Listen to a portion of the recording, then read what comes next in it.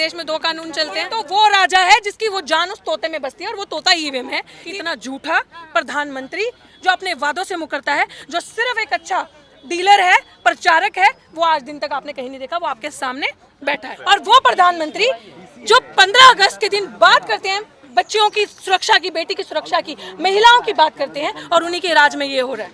ये है मनुस्मृति, ये है हिंदुत्व और ये है हिंदू राष्ट्र।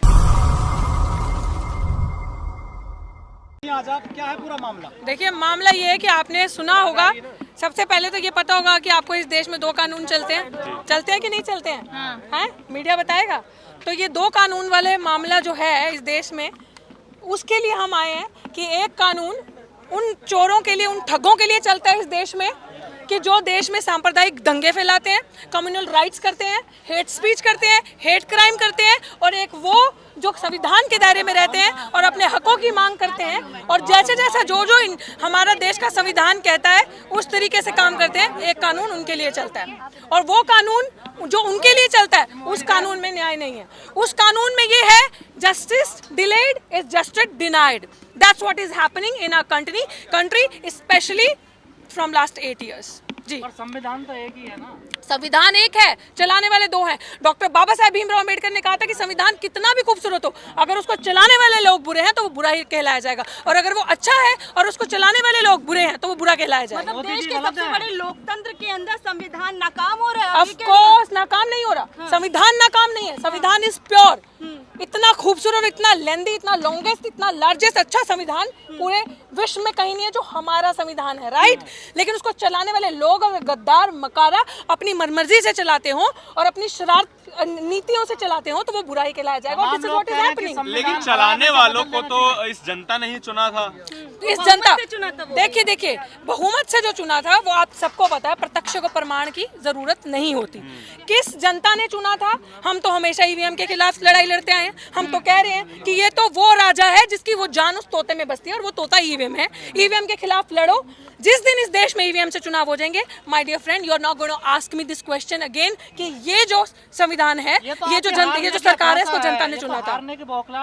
आपका ये कहना है, वो बौखलाहट शायद आप वो पत्रकार हैं और आप ही, हमें लगता है कि सोशल मीडिया का असली पत्रकार हैं। आप लोगों ने यूपी के चुनाव के दौरान देखा था कि कैसे लोगों की वोटें कटी। आप लोगों ने यूपी चुनाव के अंदर देखा था कि ईवीएम बड़े बड़े गाड़ियों में जाके सप्लाई हो रही है और अंदर जा रही है। वो गड़बड़ आप भूल नहीं सकते, वो पूरे देश ने देखा है। विपक्ष की पार्टियां क्यों नहीं बोल रही ईवीएम को? विपक्ष है कहाँ? विपक्ष तो मतलब एक मुर्दा कुचल खत्म विपक्ष है। विपक्ष है नहीं, विपक्ष वही है जो हम जैसी आवाजें हैं। विपक्ष इस देश का युवा है, विपक्ष इस देश का बेरोजगार भटका हुआ जिसे कह लो, या जो अभी एनलाइटन हो रहा है इनकी नीतियों से, या जिसके साथ शोषण हो रहा है, वो विपक्ष है। विपक्ष नहीं है। आपको लग रहा है कि विपक्ष के एसी के कमरों में बैठ के राजनीति होती है? यदि विपक्ष नहीं है तो सत्ता बदलेगी कैसे? क्या?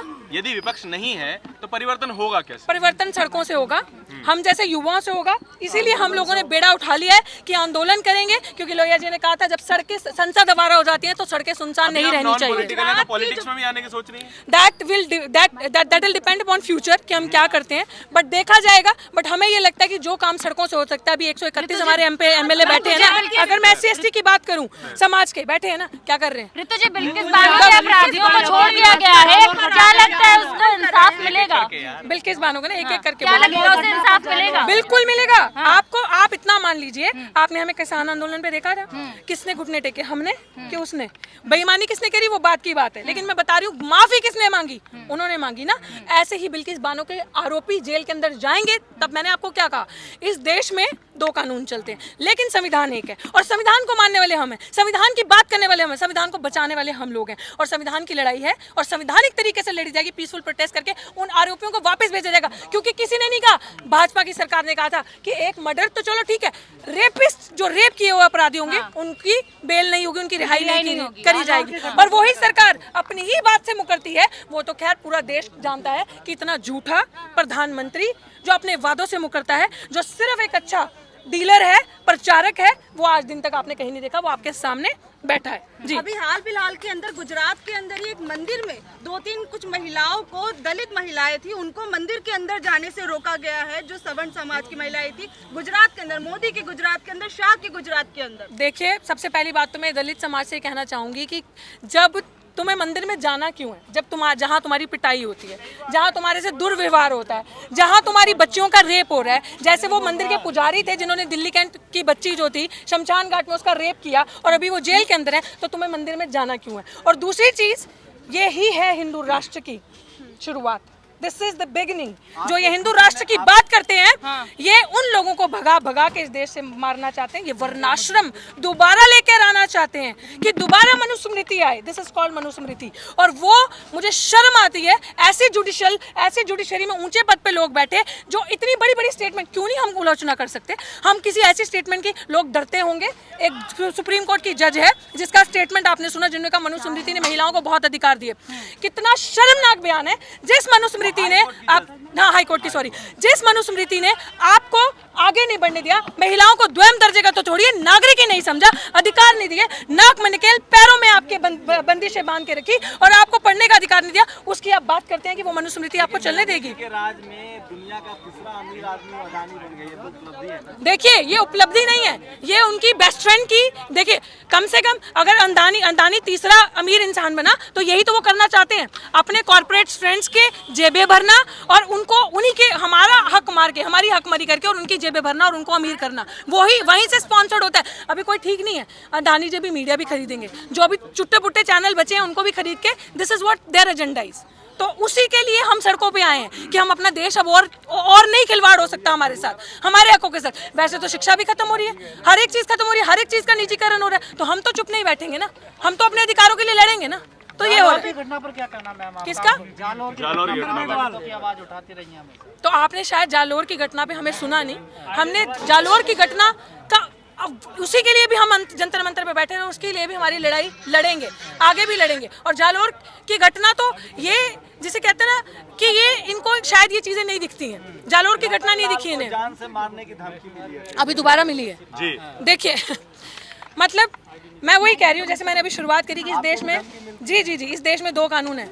मेरे केस में, मैं आपको ये बता दूं मीडिया को, मेरे केस में चार्जशीट फाइल हो गई है। मेरे केस में आरोपी पे जो गुनाह है वो सिद्ध हो चुका है, लेकिन एसीपी जो है, आईओ साहब, पहले आईओ साहब मेरे थे ब्राह्मण, अब ये क्या करते हैं कि पुराना इनका काम है दलित को दलित के सामने लाना। मेरे केस में एसीपी को चेंज करके अब दलित एसीपी ले आए। और जब मैंने दलित एसीपी साहब से कहा कि सर अरेस्ट क्यों नहीं करते, वो मेरे को धमकी दिलवा रही है, मेरे आरोपियों को वो इन्फ्लुएंस कर रही है और मुझे धमकियां आई हैं, तो आप उसको अरेस्ट क्यों नहीं करते? वो कहते हैं मैडम प्रिंसिपल है कॉलेज की, कैसे अरेस्ट कर सकते हैं? आप समझिए, मुझे रिटायर भी होना है, मेरी नौकरी का सवाल है। तो आप सोचिए कि एक दलित के केस में एक एसीपी को देखिए, प्रिंसिपल को अरेस्ट नहीं कर, वहीं एक रतनलाल को अरेस्ट कर लिया।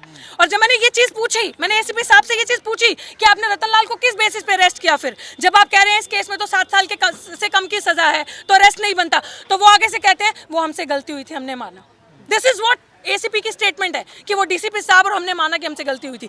लेकिन जब दलित को स्टेटमेंट देता है, उसको ये इस तरीके से उछालते हैं और फटाफट पुलिस खुद ही आगे जाकर उनको अरेस्ट करती है। ये इस देश में 2 कानून चलने की वो है, रीत है कि हमारे साथ अलग कानून है और उनके साथ अलग कानून है। उसी की लड़ाई तो हम लड़ रहे हैं, उसी के लिए तो हम सड़कों पे हैं। लेकिन दोनों ही कानूनों के पीछे जो आप कानून बता रही हैं, दोनों ही व्यवस्थाओं के पीछे एक बड़ा जन समर्थन भी है कि जब जो बिल्किस बानो के आरोपियों को छोड़ा जाता है तो उनका बड़ा भव्य स्वागत भी किया जाता है। तो सपोर्ट अगर दोनों के पीछे है तो लेजिटिमेसी भी तो मिल जाती है उस दोनों व्यवस्था को। किस चीज की लेजिटिमेसी मिल जाती है? आप कह रही हैं जैसे आप कहती हैं जत्थेदार साहब के बाद पीछे 10 लाख लोग हैं, बिल्कुल, तो मनवाद के पीछे भी लोग हैं, तो लेजिटिमेसी तो मिल गई उनको। देखिए, लोग हैं, लेकिन हम संविधान की बात कर रहे हैं, वो अनकॉन्स्टिट्यूशनल तरीके से बाहर है, क्योंकि उसी की सरकार ने कहा था ये बात कि हम रेपिस्ट के आरोपियों को बाहर नहीं लाएंगे, रेपिस्ट के आरोपियों को रिहा नहीं करवा सकते। तो फिर आप ये बताएं, आपने कैसे कर दिया? आपने अपने ही कानून को मतलब अपने तरीके से चलाएंगे, तो हम तो संविधान के तरीके से मान रहे। आप अगर जत्थेदार अभी की बात करते हैं, जिसके बारे में हम यहाँ पे आज इकट्ठे हुए हैं, जत्थेदार जगतार सिंह हवारा जी के लिए 10 लाख लोगों ने उन्हें जत्थेदार बनाया था। वो क्यों बनाया था? सबसे बड़ी बात कि उन पे मर्डर का आरोप है, आरोप जो है वो भी सिद्ध नहीं हुआ। वो जो लोग थे बिल्किस बानो के, सुप्रीम कोर्ट से उनकी सजा अपहोल्ड हो गई थी, सजा मिल चुकी थी, यहाँ पे सजा नहीं मिली है। अभी दोषी का करार सिद्ध नहीं हुआ कि उन्होंने किया है गुनाह, तो हम और उनको 27 से 28 साल जेल के अंदर हो गए हैं, तो फिर हम उनके लिए लड़े ना। हमारा हक नहीं बनता उनके लिए मांग करने का? तो दो कानून नहीं चलते इस देश में, क्योंकि इनको पता है कि अगर ये जत्थेदार हवारा सिंह जो बाहर आ गए, जिस पंजाब को आप उड़ता पंजाब कहते हैं, जिस पंजाब में आप छल कपट की राजनीति करते हैं, उस पंजाब में आपकी सत्ता का तख्ता पलट हो जाएगा। इनको इस चीज का डर है, और इनके साथ जो आप लेजिटिमाइज चीजों की बात कर रहे हैं वो नहीं होगा, because both things are different. ये मैंने आपको एक ही चीज का बता दिया कि वो अनकॉन्स्टिट्यूशनल है, ये संविधान के तरीके से। अभी जिस तरीके से बिल्किस बानो के दोषियों को छोड़ा गया है, क्या उनको छोड़ने के पीछे कहीं ना कहीं गुजरात चुनाव भी है? क्या ऐसा कुछ है? मतलब गुजरात चुनाव जो होने वाले अरे तो यही तो एजेंडा है। मतलब आप कह रही हैं हाँ, ये पत्रकारों ने क्या, मुझसे पूछे मत, this is what their strategy is. यही चीज है, वहाँ के लोगों को, वहाँ के ब्राह्मणों को खुश करना, वहाँ पे दिखाना कि देखो हिंदू राष्ट्र आ चुका है हमारे। बिल्कुल, this is the vote bank राजनीति। ऐसे वेलकम नहीं हो रहा जो आपने सवाल पूछा भाई साहब, वो वेलकम जो हो रहा है इसके पीछे स्ट्रेटजी है, क्योंकि ये सरकार पॉपुलर प्रोपोगेंडा पे काम करती है। और इससे पॉपुलर प्रोपोगेंडा क्या हो सकता है कि उन दोषियों को, उन हत्यारों को रिहा किया जिन्होंने गर्भवती 5 महीने की गर्भवती महिला के साथ सामूहिक बलात्कार करके पूरे खानदान को उड़ा दिया।